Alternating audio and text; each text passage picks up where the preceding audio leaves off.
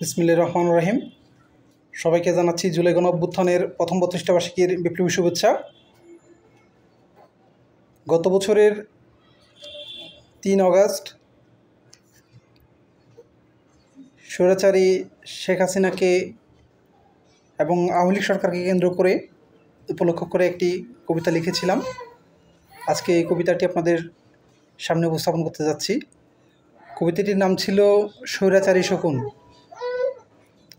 ৫২-র ভাষা আন্দোলন দেখিনি আমি, দেখিনি ৬২-৬৬-র আন্দোলন।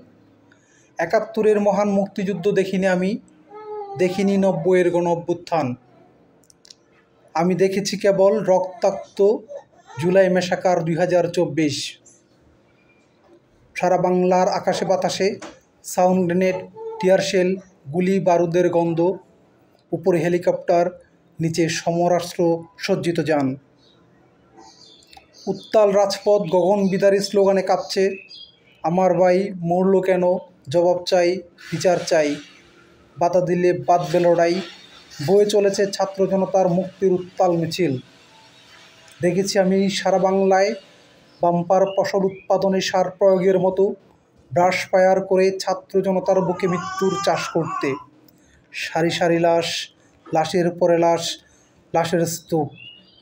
দেখেছি আমি আবু সাঈদ, মুগ্ধ, ওয়াসিম আরও শত, যারা বীরের বেশে মৃত্যুকে আলিঙ্গন করে তাদের ন্যায্য অধিকার আদায়ের জন্য, ভুলুণ্ঠিত গণতন্ত্র, ভোটাধিকারের জন্য, একটি লাল সবুজের পতাকার জন্য যা খামছে ধরেছে স্বৈরাচারী শকুন। ধন্যবাদ সবাইকে।